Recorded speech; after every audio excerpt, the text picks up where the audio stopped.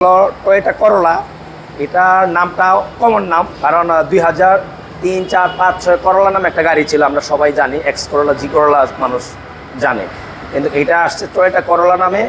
এটা শুরু হয়েছে 2019 অথবা 20 থেকে। এই গাড়িটা পাবলিকরা ওইভাবে পরিচিতি নাও থাকতে পারে। এটা হলো আপনার প্রিমিও এবং এলিয়ানের অল্টারনেটিভ হিসাবে। যেমন প্রিমিও এবং এলিয়ানের অল্টারনেটিভ হিসেবে আরেকটা গাড়ি ছিল আপনার পিয়াস গাড়িটা বিভিন্ন কারণে অনেকে পছন্দ হইতে বা নাও করতে পারে। তার কারণে জাপানিজ টয়োটা কোম্পানি এরই অল্টারনেটিভ আরেকটা গাড়ি বের করছে টয়োটা করোলা নামে। আপনি একটু ফ্রন্ট সাইডে আসেন, তাহলে আমি গাড়ির লুকিংটা একটু কাস্টমার বা আপনার ভিউয়ার্সদেরকে দেখালে বুঝতে পারবে।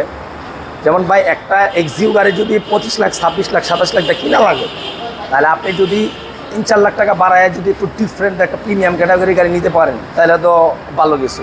এই যে দেখেন, প্রথমেই দেখেন গাড়ির হেডলাইটটা। নর্মালি আমাদের দেশে যেসব গাড়ি আছে, এই গাড়িগুলো আছে একটু ডিফারেন্ট হেডলাইট আসছে। এটা কিন্তু সব এলইডি। বর্তমানে কোনো নর্মাল লাইটের গাড়ি লাইট এই গাড়ির মধ্যে দিচ্ছে না। এটা এসে এলইডি লাইট, এবং লুকিংটা দেখেন অনেক জোস, স্টাইলিশ। যারা একটা স্পোর্টস ক্যাটাগরি গাড়ি পছন্দ করে, আশা করি তাদের এই গাড়িটা এক চান্সই পছন্দ হয়ে যাবে। দ্বিতীয়ত হলো, একটু দূরে যান, তাহলে বুঝতে পারবেন মেইন লুকটা আনেন। এইটা আপনার এই পাশ থেকে সবটাই স্পোর্টস লুকসের। হ্যাঁ, আরেকটা বিষয় হলো, এই গাড়িটার বাই তেল খরচ অনেক কম। এটা হাইব্রিড গাড়ি, 1800 সিসি।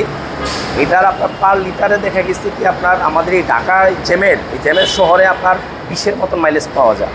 হাই রোডে যদি ঢাকার বাইরে যা 25, 28, অনেকে 30ও বলে, অনেকে যারা কাস্টমার ইউজ করতেছে ওরা। তাহলে বাই একটা এক্সিউ গাড়ির দামে একটা গাড়ি যদি আপনার মাইলেজ মোটরসাইকেলের মতন মাইলেজ পান, তাহলে এই গাড়ির চেয়ে বেস্ট কোনো গাড়ি আছে বলে আমার মনে হয় না অল্প বাজেটের ভিতরে। আপনার এক্সিও ফিল্টার গাড়ি আপনার তো হালকা গাড়ি পছন্দ নাও হইতে পারে, আবার এলিয়ান প্রিমিও গাড়ি পছন্দ হবে, দাম অনেক হাই। তাহলে এক্সিওর চেয়ে একটু দাম, আর এলিয়ান